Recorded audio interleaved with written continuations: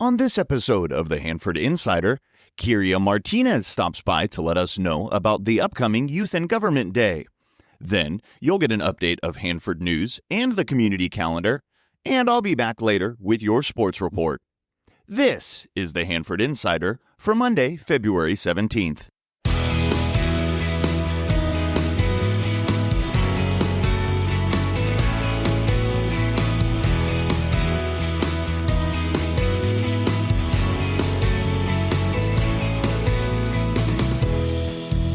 This is the Hanford Insider Podcast, where we dive into what makes our community tick. From local stories and hidden gems to conversations with people shaping our neighborhood, we're here to celebrate, explore, and connect. I'm your host, Rob Bentley. Whether you're new to Hanford or longtime local, this is your source for everything happening in our town. From events and news to unique conversations with people who make Hanford such a unique community. I hope you enjoy the format. Let's take a look at this week's community news. On Saturday afternoon at the Miss Kings County competition, Emily Carpenter was crowned as our next Miss Kings County, and Bailey Quintero was crowned as our outstanding teen. Congratulations to both of these young ladies. The Hanford City Council will meet this Tuesday, February 18th. During the study session at 4 p.m., they'll be hearing several reports, including the proposed ranking system for Measure H oversight community interviews. They'll also receive an update from the Hanford Civic Auditorium Centennial Celebration Committee and the annual report from the Hanford Police Department. During the regular session at 7 p.m., they'll also hear about the draft active transportation plan, as well as consider continuing partnership with Main Street Hanford for falconer services to keep crows out of downtown Hanford.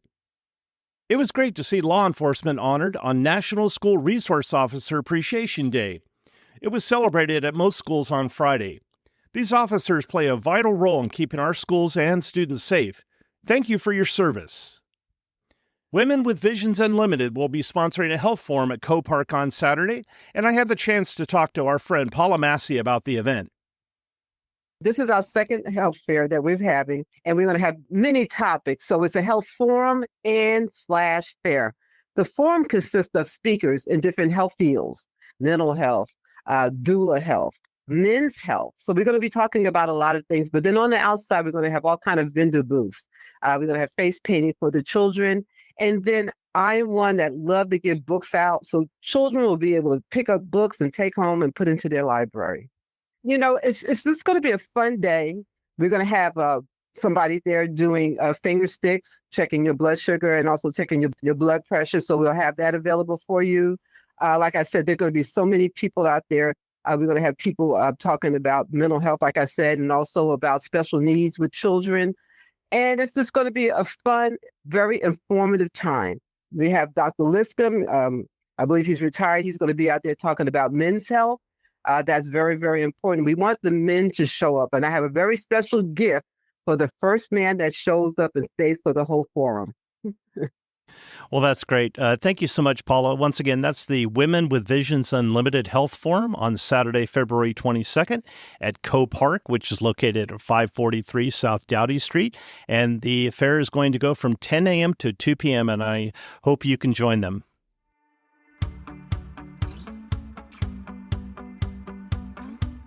Here are some things coming up on our community calendar. On Friday, February 21st, there will be a character design class at the King's Art Center from 3:30 to 5 p.m. Visit kingsartcenter.org for details. On Saturday, February 22nd, the First Presbyterian Church of Hanford will be holding a Hymns of Faith organ concert honoring Naomi Tagawa at 3 p.m. Later that evening, the Hanford Educational Foundation Hall of Fame Gala will be held at the Hanford Civic Auditorium beginning at 5 p.m. Finally, on February 22nd, the Hanford Fox Theater will be showing the movie Reagan at 7 p.m. Visit foxhanford.com for details. The much-anticipated opening of the History of Kings County Agriculture display at the Carnegie Museum of Kings County opens Friday, February 28th. Visit carnegiemuseumofkingscounty.org for more information. If you have an event coming up and you'd like some help getting the word out, let's work together. Send your information to hanfordinsider@gmail.com. Be sure to subscribe to my weekly newsletter to get a complete calendar of events.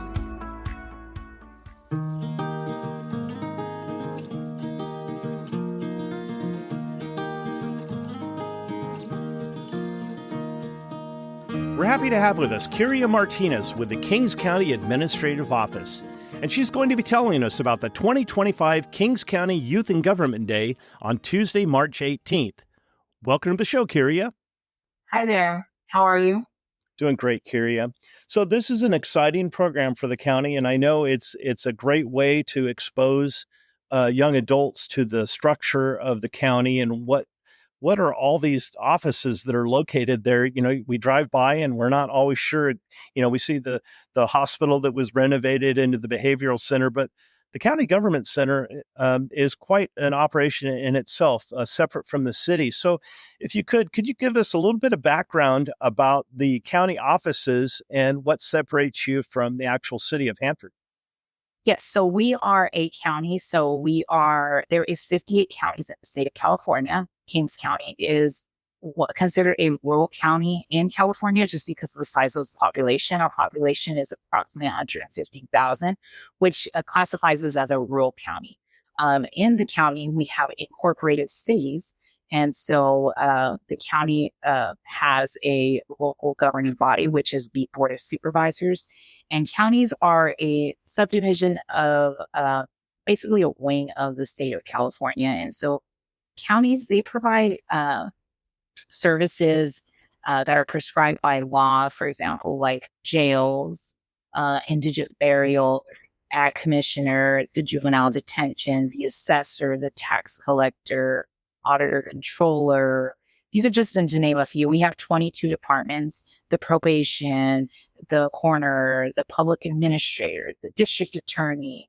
Those are elections. Those are all functions within a county, as opposed to the cities. They provide, a different kind of services that are, tailored just for the residents that live within the jurisdiction of a city. About 17% of Californians live in unincorporated areas. And so we do have various functions that a county provides. And we are governed by the Board of Supervisors, which are 5 elected officials that are served on 4-year terms. So Kings County is a general law, which means that the county government structure is determined by the state constitution. And so again, the Board of Supervisors is the governing body, and many serve as special districts. So that's just a little bit of what a county does. A lot of individuals don't realize the services that county provides. For example, we provide behavioral health services. We do elections. And so Youth and Government Day is our day to show the youth the types of jobs that counties offer. And so it's kind of our showcase day for the youth to come and participate and see what a county does, so we can inspire students to, once they finish high school, they can want to come to the county and start a career here. Know that there is lots of paths here that, might not know that we actually have a job for. Yeah, it provides a lot of pathways for students to discover things that they may not have been aware of. I shared with you earlier that my daughter was actually involved in the Youth and Government program, and it's taken her to state, national levels. And so really a lot of respect for the leaders there at the county who put on this event. So let's get to the actual event. It's actually named of a friend of ours, Les Collins, who passed away years ago, but he was a leader in the community, and the program was very important to him and his family. And it's so great to see that tradition carried on. So the event is on Tuesday, March 18th from 8:30 to 1:30 p.m. And can you walk us through the day and kind of what the participants can expect? So the participants, they arrive early morning, they get bussed in from their schools, they come to our Board of Supervisors chambers where our Board of Supervisors meet, and they all check in, and then we intentionally do it on a day of our Board of Supervisor board meeting, so the youth can actually come and see a Board of Supervisor meeting. So they come in at 8 a.m., they sit in our audience, and then they get assigned to a department. So they actually fill out a form during the registration process, that kind of areas they would like to explore. And so we really try to partner the youth with those departments that they have an interest in. And so all those department heads that cover those departments actually come to the Board of Supervisor meeting as well. And so we end up calling out each student, and they go with their assigned department. Some actually end up staying assigned to the Board of Supervisors. So you also do see youth who are who end up staying with the board, and they actually sit on a dais with the board. So that's actually really neat experience as well. So what kind of feedback have you had from former participants? Do they come back and participate, or what kind of feedback have you had from them? So we actually have a really good story in our office of administration. We have a participant who is actually now a county employee. He works as an administrative analyst in our department, and he in high school participated in this day. And so he always said he had a passion for government. So, to hear that, now he's a county employee and he attended, he said that it was a really good experience for him, and he was able to really, see what the board does, see what the county does, and, understand local government a lot better. Understanding government a lot better. What a goal, right? Right. A lot of people come in and say, "Oh, I didn't know the county do this at the county. I didn't know this was even something you could do." And we always kind of start off with saying, "Hey, if you want to be an engineer, you want to be an attorney, you want to be a psychologist, a nurse, we probably have a job at the county that you can do with that career path." Yeah, lots of opportunities for sure. I know that when I visited with the elections department in a previous interview and the county superintendent of schools, just seeing everybody behind the scenes that kind of makes this all happen, that I know people take for granted sometimes all the work that happens there, and definitely appreciate that. So this event is open up to high schoolers, and there's an application process, correct? Yes, so it is open up to all the high schools in Kings County, and that also includes charter schools. So there is a high schools, but it also includes a charter school. We've reached out to all these schools and their administration, and so to really get the word out, the schools really are our help to getting these students to participate. We have a max capacity of 60 students, and all the applications have to be submitted to the schools because the schools have to go through their process of obviously coordinating and getting the students on campus. So it is a big undertaking for the schools to help us get these students, into this day. And these students aren't only coming from the Hanford schools; they're coming from the other outlying schools, Stratford, Avenel, as well. Yes, they do. They come from all areas of Kings County. One year we actually had, it was the year of our floods, that we had a school who couldn't make it because they couldn't, get to the county campus. This year we actually posted the youth and county government as a media press release. So you will see that in our news, social media outlets, because we also wanted to put the word to the community in case there are individual students who don't receive the word from the school. They also have maybe parents see it and they say, "Hey, connect dots for us." So this year we actually advertised it through our social media outlets, and we did a whole press release. So if you go to our website, you can view that press release as well. So we are looking forward to maybe getting a little bit more participation in the program. Well, that's wonderful, Kyria. I want to thank you for coming on the show and to telling us about this youth in government program. It's an important program. And like you said, people need to know what goes on behind the scenes. They sometimes take it for granted. So thank you so much, and the best of luck with your event. Thank you.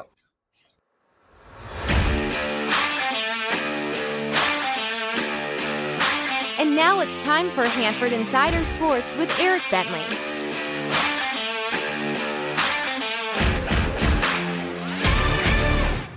It's playoff time. The brackets were released early last week, and the first round action got underway on Thursday, Friday, and Saturday. And with many of our local basketball and soccer teams earning playoff spots, let's get you caught up on all the action. We'll start with an upset in boys basketball, where after an 18-10 regular season, Hanford High was looking to play spoiler as a 15 seed in the Division II playoffs.